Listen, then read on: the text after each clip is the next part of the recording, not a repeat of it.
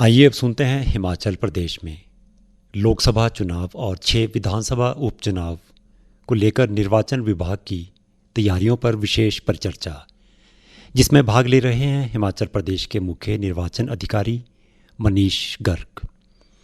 ये परिचर्चा आप मीडियम वेव और FM शिमला के साथ साथ हमीरपुर और धर्मशाला केंद्रों से भी सुन सकते हैं। आकाशवाणी शिमला के सभी श्रोताओं को नमस्कार। श्रोताओं, मैं हूं आपके साथ रितेश कपूर, सहायक निदेशक प्रादेशिक समाचार एकांश आकाशवाणी शिमला। श्रोताओं, हम सब जानते हैं कि हमारा देश भारत विश्व का सबसे बड़ा लोकतंत्र है और यहाँ यूं ही नहीं चुनाव प्रक्रिया को चुनाव का पर्व, देश का गर्व कह देते हैं, बल्कि इसके पीछे निर्वाचन आयोग की हर चुनाव को स्वतंत्र, निष्पक्ष, निर्विघ्न, बिना किसी भय और भेदभाव के सफलतापूर्वक संपन्न करवाने का गौरवशाली इतिहास रहा है, जो हमेशा और भी बेहतर भविष्य के लिए मार्ग प्रशस्त करता है। इन दिनों भी देश में चुनाव का पर्व चल रहा है। भारत के निर्वाचन आयोग द्वारा 16 मार्च 2024 को देश में लोकसभा आम चुनाव के साथ साथ कुछ राज्यों में विधानसभा के चुनाव व उपचुनावों की घोषणा की गई है। ये चुनाव 7 चरणों में करवाए जा रहे हैं, जिनमें से 5 चरणों का मतदान हो चुका है। जहां तक हिमाचल प्रदेश का संदर्भ है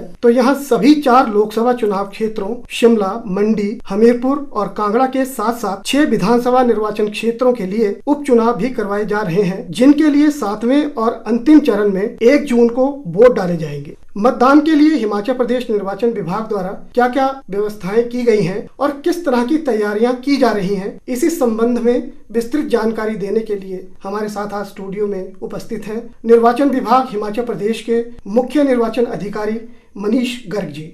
मनीष गर्ग जी, आकाशवाणी स्टूडियो में आने पर आपका बहुत बहुत स्वागत। नमस्कार, धन्यवाद। मनीष जी, जैसे कि कहते हैं कि अंत भला तो सब भला, 7वां चरण, अंतिम चरण, निर्वाचन विभाग द्वारा किस प्रकार की व्यवस्थाएं और तैयारियां की जा रही हैं ताकि हिमाचल प्रदेश में इस चुनाव प्रक्रिया के अंतिम चरण को सफलतापूर्वक संपन्न किया जा सके? देखिए, बिल्कुल हमने निर्वाचन आयोग के दिशा निर्देशानुसार सभी तैयारियां जो हैं वो समयबद्ध तरीके से की जा रही हैं।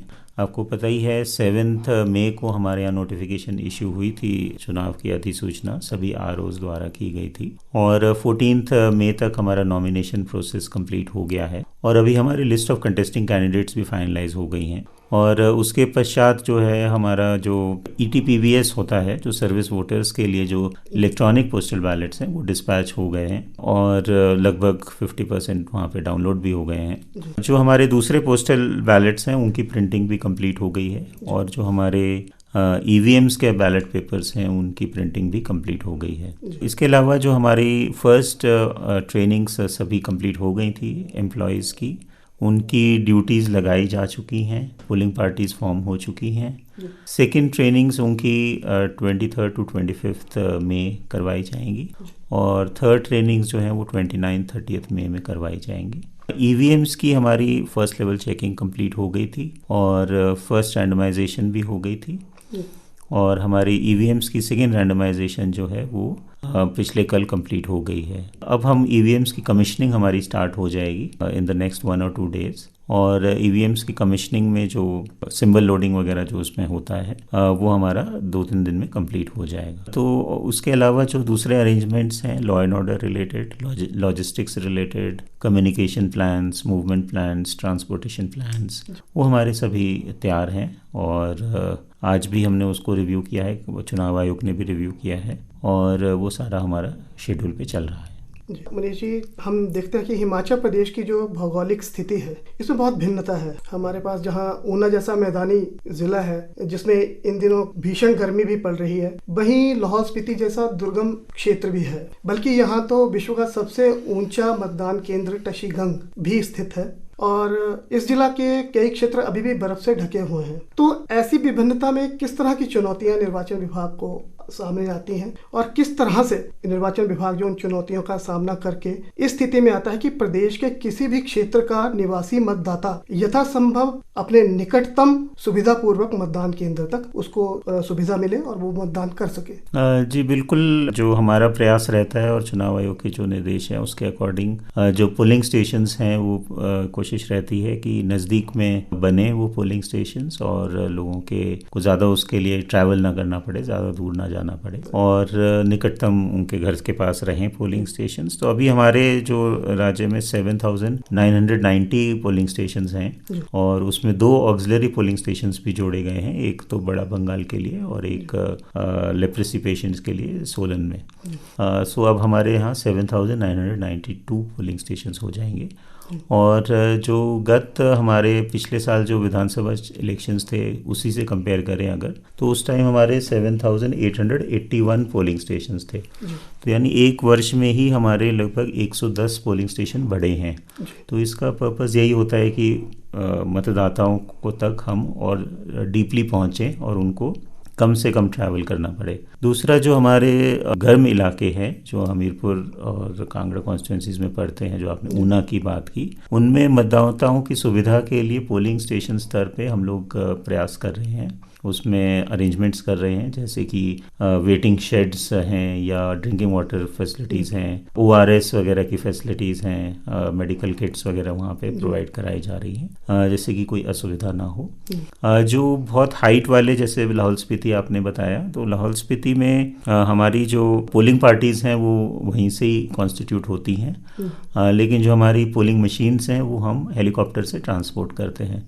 मशीन्स की कमीशनिंग होती है केलोंग में और उसके बाद उनको हम काजा जो है बाय हेलीकॉप्टर लेके जाते हैं और वापस भी पोलिंग के बाद हेलीकॉप्टर से ही लेके आते हैं। तो इसी तरह से जो डिफरेंट एरियाज़ हैं उनमें अलग अलग अरेंजमेंट्स करते हैं। आपके फतेहपुर में जो सतकुठेड़ा पोलिंग स्टेशन है वहाँ पे हम बोट से भी पोलिंग पार्टी भेजते हैं और बड़ा बंगाल में ऑफ कोर्स हेलीकॉप्टर से पोलिंग पार्टी मशीन के साथ जाती है एक पोलिंग स्टेशन के लिए। तो इस प्रकार के हर जगह अलग अलग भौगोलिक परिस्थिति के अनुसार जो है वो प्रयास, वो अरेंजमेंट्स किए जाते हैं।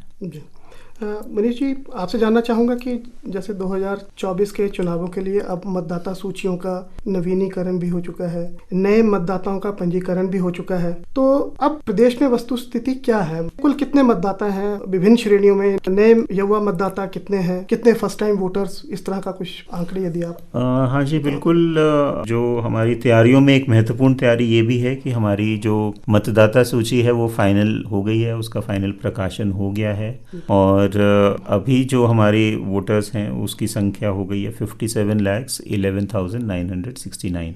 ये हमारे कुल मतदाता हैं जो राज्य में हैं और इसमें हमारी जो पिछले फाइनल पब्लिकेशन हुई थी 5 जनवरी 2024 को, उसके तुलना में 89,212 की बढ़ोतरी हुई है, नेट इंक्रीज हुआ है।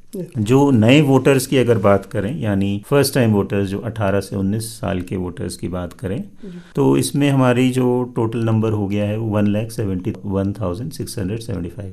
तो एक अच्छा फिगर है क्योंकि ये हमारा टोटल इलेक्टोरेट का 3% तक हम पहुंच गए हैं, जो कि एक काफ़ी हेल्दी साइन है और पिछले लोकसभा इलेक्शन से कंपेयर करें तो उससे भी काफ़ी ज़्यादा है। पिछली बार हमारा 2.8% था, इस बार हम 3.1% तक पहुँच गए हैं जो फर्स्ट टाइम वोटर्स के लिए। और पिछले चुनावों की तुलना करें अगर 2019 के चुनावों की, तो हमारे टोटल इलेक्टोरेट में करीब 7% की बढ़ोतरी है। हमारी जेंडर रेशो भी काफ़ी अच्छी है, इलेक्टर्स जेंडर रेशो हमारी 982 हो गई है, पहले ये 980 थी 2019 में। एक और अच्छा साइन जो आया है, और कमीशन हमेशा बोलता है कि इंक्लूसिव इलेक्शंस होने चाहिए और हर वर्ग इसमें सम्मिलित होना चाहिए। हमारे जो PWD वोटर्स हैं, दिव्यांगजन जो वोटर्स हैं, उनकी संख्या में काफ़ी इंक्रीज हुआ है 2019 के कंपैरिजन में।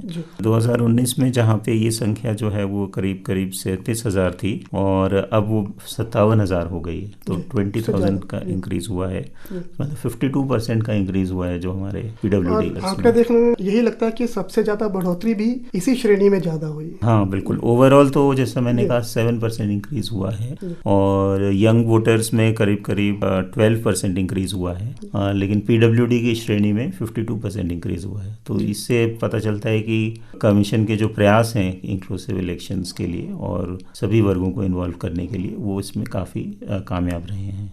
मनीष जी, आपने इंक्लूसिव इलेक्शंस की बात की और आपने ये भी बताया उससे पहले कि 7,992 यहाँ पे पोलिंग स्टेशंस हैं इस बार। तो कुछ इस तरह के पोलिंग स्टेशंस भी हैं जो विशेष हैं, जैसे महिलाओं द्वारा संचालित हैं, या आपने दिव्यांगजनों की बात की, तो इस तरह के भी पोलिंग स्टेशंस जो हैं यहाँ पर सेट किए गए हैं, स्थापित किए गए हैं। हाँ, हमने 150 पोलिंग स्टेशंस ऐसे हैं जो कि विमेन पोलिंग पर्सनल और सिक्योरिटी पर्सनल रहेंगे, जहाँ पे ऑल विमेन पर्सनल रहेंगे। 150 के लगभग पोलिंग स्टेशंस हैं और लगभग 30 पोलिंग स्टेशंस ऐसे हैं जहाँ पे कि दिव्यांगजन जो हैं वो उसको संचालित करेंगे। तो इसका पर्पज़ यही है कि जब सब लोग वहाँ पर आएंगे और देखेंगे कि महिलाएं भी इक्वली पार्टिसिपेट कर रही हैं और दिव्यांगजन भी इक्वली पार्टिसिपेट कर रहे हैं और सक्षम हैं, तो उनके बीच में एक अच्छा मैसेज आएगा, संदेश।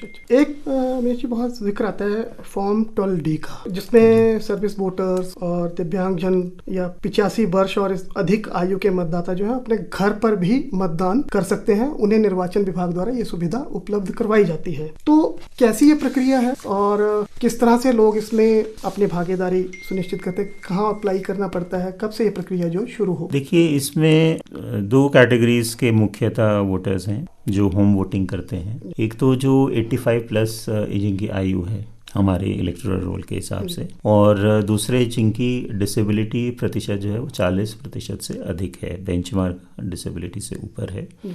तो ये 2 वर्ग जो हैं वो उनको मुख्यतः जिनको होम वोटिंग की फैसिलिटी दी गई है। हमारे जो 85 वर्ष की आयु के वोटर्स हैं लगभग 60,000 हैं और उसमें 32,370 32,370 से हमें फॉर्म 12D प्राप्त हुए हैं जी। और जो PWD वोटर्स 57,000 में से 13,554 के हमें फॉर्म 12D प्राप्त हुए हैं। अब अगली प्रक्रिया ये है कि इनको हम पोस्टल बैलेट जैसे हम लोग इशू कर रहे हैं अभी, इनके तैयार कर रहे हैं पोस्टल बैलेट, और फिर हमने अक्रॉस द स्टेट करीब 700 से ज़्यादा टीमें डिप्लॉय की हैं, पोलिंग टीम्स, जो कि इनके घर पे जाके इनका वोट कैप्चर करेंगे, वोट लेंगे। और जब ये वोट लोगों के घर पे जाएंगे तो इनके साथ पोलिंग टीम होगी, 3 लोगों की पोलिंग टीम होगी, सिक्योरिटी स्टाफ होगा और वीडियोग्राफर होगा और पॉलिटिकल पार्टीज़ के एजेंट्स हो सकते हैं, कैंडिडेट्स के एजेंट्स होंगे। तो वो सारा प्रक्रिया को जिससे पारदर्शी तरह से रहे, और लेकिन वो साथ में एक अपना एक वोटिंग कंपार्टमेंट भी लेके जाएंगे जिससे कि जो मतदान जो है जो गोपनीयता को मेंटेन करने के लिए। तो ये प्रक्रिया जो है वो कल से शुरू हो रही है, एक्चुअली कल से, यानी 21 मई से। और ये कब तक? और ये हमारे को 29 से पहले हम इसको संपन्न कर लेंगे। ऑफ कोर्स ये एक विंडो है और हर एक जिले में या हर एक कॉन्स्टिट्यूएंसी में इस दौरान जो है वो अपना अपना शेड्यूल तैयार किया है उन्होंने, क्योंकि हर जगह अलग संख्या है ये होम वोटर्स की जो होम वोटिंग करेंगे, तो अपना अपना शेड्यूल उन्होंने बनाया है। बट ओवरऑल विंडो जो है कल से ये प्रक्रिया शुरू हो जाएगी और 29 से पहले कंप्लीट हो जाएगी। इसके अतिरिक्त ये तो घर से वोटिंग करवाने का बहुत बढ़िया जो सुविधा निर्वाचन विभाग की तरफ से है। एक जो मतदाता मतदान केंद्र में जाएगा, सामान्य मतदाता हो या जो बेंचमार्क जो दिव्यांगता है उससे कम यदि वो होता है, तो उसे किस प्रकार की सुविधाएं मतदान केंद्रों में मिलेगी? देखिए, ऑफ कोर्स जो भी मतदाता आएगा, और स्पेशली अगर क्योंकि आप देखें अगर जो डिसेबल्ड दिव्यांगजन भी हैं उनसे हमारे को लगभग 25% होम वोटिंग ही ऑप्ट किया है, सिर्फ 25% ने होम वोटिंग ऑप्ट किया है। 75% ऐसे हैं जो मतदान केंद्र पर जाकर वोट देना चाहते हैं। उसी प्रकार जो 85 वर्ष की आयु से बड़े मतदाता हैं उनमें से लगभग आधों ने कहा है, 50% ने कहा है कि हम घर से करेंगे, 50% ने कहा है हम पोलिंग स्टेशन पर जाकर करेंगे। तो एक बड़ा एंथुजियाज्म रहता है, एक बड़ी संख्या में लोग आना चाहते हैं पोलिंग स्टेशन, प्रेरणा भी बन जाता है और बाकी अन्य वोटर्स के लिए प्रेरणा स्रोत भी है डेफिनेटली। और इनके लिए सभी सुविधाएं पोलिंग स्टेशन पे दी जाती हैं, जैसे रैंप्स की सुविधा है,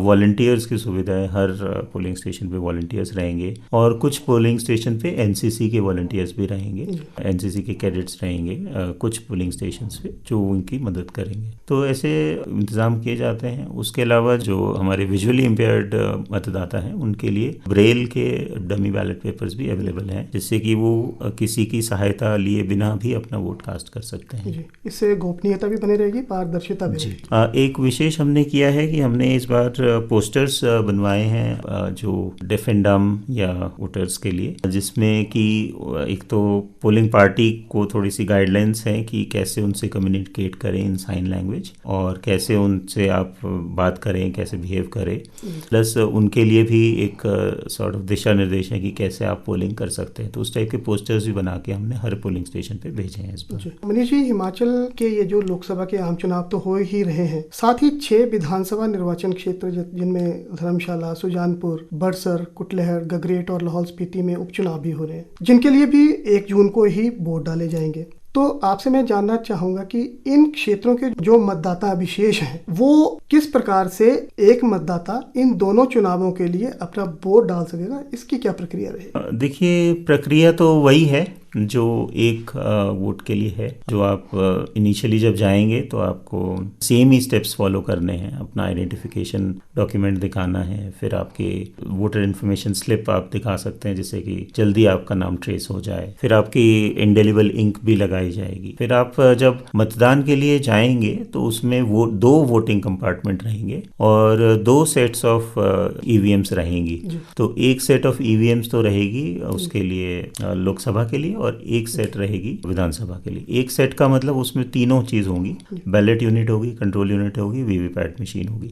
तो इन पोलिंग स्टेशन पे हम एक एक्स्ट्रा पोलिंग ऑफिसर देते हैं, जो जहाँ पे साइमल्टेनियस इलेक्शन होते हैं वहाँ पे एक एक्स्ट्रा पोलिंग ऑफिसर की ड्यूटी लगाई जाती है। और तो 2 ऑफिसर जो हैं वो 2 कंट्रोल यूनिट्स को कंट्रोल करेंगे। पहले एक जो अधिकारी है वो एक कंट्रोल यूनिट में बैलेट बटन दबाएगा, फिर आप वोटिंग कंपार्टमेंट में जाके अपना वोट कास्ट करिए जैसे नॉर्मल प्रोसेस में करते हैं। फिर जब आप बाहर निकलेंगे वोटिंग कंपार्टमेंट से, उसके बाद जो दूसरा ऑफिसर है, दूसरा अधिकारी है, वो दूसरी मशीन का कंट्रोल यूनिट का बटन दबाएगा, फिर आप दूसरे वोटिंग कंपार्टमेंट में जाके अपना वोट कास्ट कर सकते हैं। तो प्रोसेस उस तरह से ही है, लेकिन एक एक करके दोनों मशीन्स में आपने अपना वोट लेकिन इसके लिए जैसा आपने बताया कि जो आइडेंटिफिकेशन प्रोसेस है वो एक ही रहेगी, वो सेम है, वो सेम ही रहेगी, यानी कि और रजिस्टर ऑफ वोटर्स भी सेम ही है, उसी में आपको साइन करने हैं एक ही। केवल मतदान के समय में ईवीएम अलग अलग वहीं पे रहेंगे जहां पर मतदाता वोट कर सकते हैं दोनों चुनाव।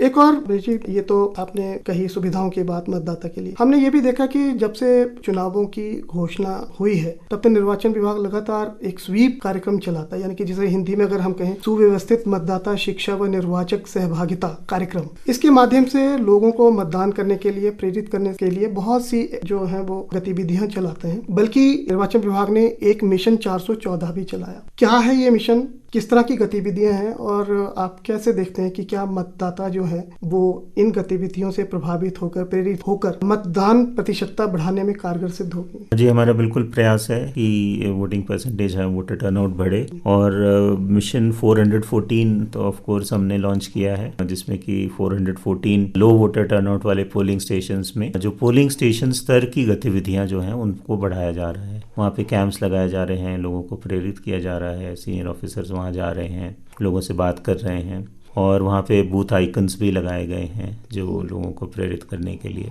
तो हमें उम्मीद है कि इसमें वोटर टर्नआउट बढ़ेगा।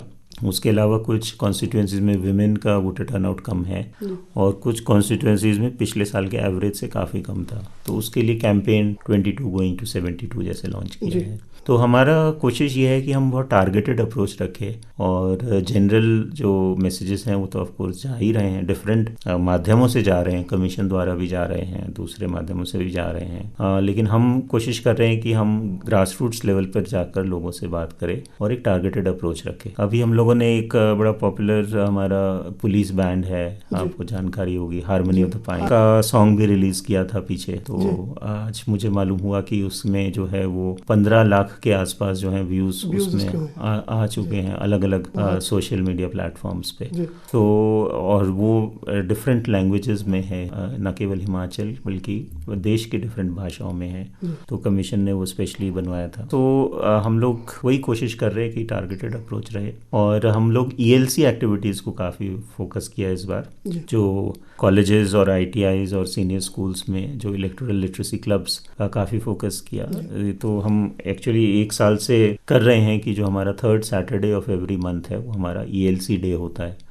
तो इस बार का जो ELC डे था वो 18 मई को था और उसमें हमने ये एक्सटेंड किया उसको कि अपने संस्थान में वो ELC गतिविधियां करने के बाद जो स्टूडेंट्स हैं वो अपने जो नेबरहुड एरियाज़ में कम्युनिटी में तक मैसेज लेके जाएंगे रैलीज वगैरह के थ्रू। तो वो पूरा across the state through the state उस टाइप की एक्टिविटीज़ हुई हैं। तो हमारा अधिक से अधिक प्रयास है कि हम लोग अभी आपने लोगों को इन्वॉल्व करें। एक्सपीडिशन भी यहाँ से यस, साइकिलिंग एक्सपीडिशन अभी हमने किया है जो आज टशीगंग पहुँच गया है और काफ़ी अच्छा रिस्पांस मिला उसको थ्रू आउट जर्नी। और इसी तरह का हम और आगे भी करेंगे। कई मैराथन आयोजित किए गए बीच में, मैराथन्स भी आयोजित किए गए, साइकिल रैली भी हम प्लान कर रहे हैं नेक्स्ट वीकेंड पे। सो ये प्रयास चल रहे हैं। मनीष जी, आपने बताया कि ELC की आपने बात की डिफरेंट इंस्टीट्यूशंस में, एक क्योंकि वहाँ पे यूथ जो है वो सबसे ज़्यादा वहाँ पे मिलता है, वो वहाँ पे इन इंस्टीट्यूशंस में है और एक बहुत बड़ी इनकी संख्या भी है वर्तमान में। जैसा आपने बताया कि 1,71,000 से अधिक ये जो है यंग वोटर्स जो हैं, जो 18 से 19 आयु वर्ग के मतदाता हैं। तो ये जो फर्स्ट टाइम वोटर्स हैं, इनको मतदान केंद्र तक आकर्षित करने के लिए और किस तरह के विशेष प्रयास जो किए जा रहे हैं? देखिए, फर्स्ट टाइम वोटर्स या यूथ को सबसे ज़्यादा अट्रैक्ट आजकल सोशल मीडिया के थ्रू ही किया जा सकता है और सोशल मीडिया पे हम लोग काफ़ी एक्टिव हैं। रेगुलरली ऐसे कैंपेन्स हम चला रहे हैं जिसमें कि यूथ को इन्वॉल्व किया जाए। जैसे ये साइकिल एक्सपीडिशन भी बेसिकली वही है, क्योंकि यूथ आजकल साइकिलिंग के लिए बड़ा रुचि रखते हैं और साइकिल रैलीज वगैरह का भी वही पर्पज़ है कि मैराथन्स का, कि यूथ को इन्वॉल्व करना। बूथ स्तर पे भी यूथ आइकन्स बनाए गए हैं, स्पेशली जो ये मिशन 414 वाले पोलिंग स्टेशंस में, उनका भी यही पर्पज़ है यूथ को कैसे हम लोग ज़्यादा से ज़्यादा अट्रैक्ट करें। और सोशल मीडिया तो हो गया, जैसे सॉन्ग भी है हारमोनी ऑफ पाइन्स का, काफ़ी अट्रैक्टिव सॉन्ग है, इससे भी यूथ अट्रैक्ट हो सकते हैं। मुझे उम्मीद है कि जब इतनी बड़ी संख्या में यंग लोगों ने रजिस्टर किया है तो डेफिनेटली वोटिंग के लिए भी वो आगे आएंगे। जैसे कि मतदान के दिन कई बार सेल्फी पॉइंट्स बनाए जाते हैं कि वो वोट अपना कास्ट करने के बाद सेल्फी लेके अपलोड किए जाएं ताकि लोग और भी उनसे प्रेरणा लेके मतदान केंद्र तक पहुंचे। इस तरह के प्रयास निर्वाचन विभाग हाँ, वो हम कर रहे हैं जगह जगह पर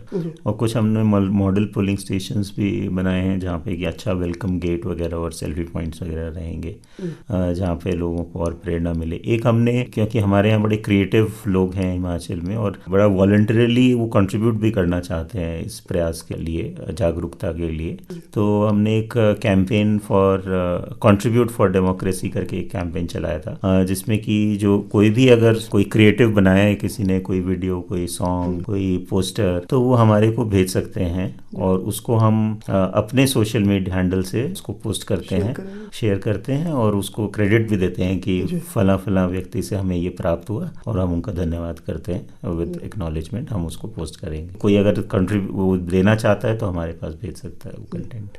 निश्चित तौर पे बहुत अच्छा प्रयास है। और मैं देख रहा था कि 2014 की अपेक्षा जो 2019 में जो चुनाव हुए थे उनमें मतदान प्रतिशतता जो थी वो लगभग 8% की बढ़ोतरी हुई थी उसमें 2014 से 19 के बीच में। तो क्या कहेंगे कि जो इस तरह के आप जितने प्रयास कर रहे हैं तो क्या 2024 के मतदान में जो 2019 का जो मतदान प्रतिशतता थी वो 72.42% के आसपास थी, तो क्या आपको लगता है कि इस बार 2024 में ये मतदान प्रतिशतता और बढ़ेगी? हाँ जी, हमें पूरा लगता है, हमें पूरी उम्मीद है कि ये मतदान प्रतिशत बढ़ेगा। हिमाचल के लोगों का धन्यवाद है कि हमेशा जो है वो पोलिंग परसेंटेज बढ़ती रही है अभी तक और नए रिकॉर्ड्स हमेशा बनते रहे हैं। जो पिछले विधानसभा चुनाव हुए थे उसमें भी 76% तक पोलिंग परसेंटेज पहुंची थी। तो हमें पूरी उम्मीद है कि जो इतनी विधानसभा इलेक्शंस में हुई थी उतनी तो हमारी पोलिंग होनी चाहिए इस बार भी। जी मनीष जी, आज आकाशवाणी के इस विशेष कार्यक्रम के माध्यम से आप प्रदेश की जनता को इन आने वाले चुनावों के लिए क्या संदेश देना चाहें? मेरा यही संदेश होगा कि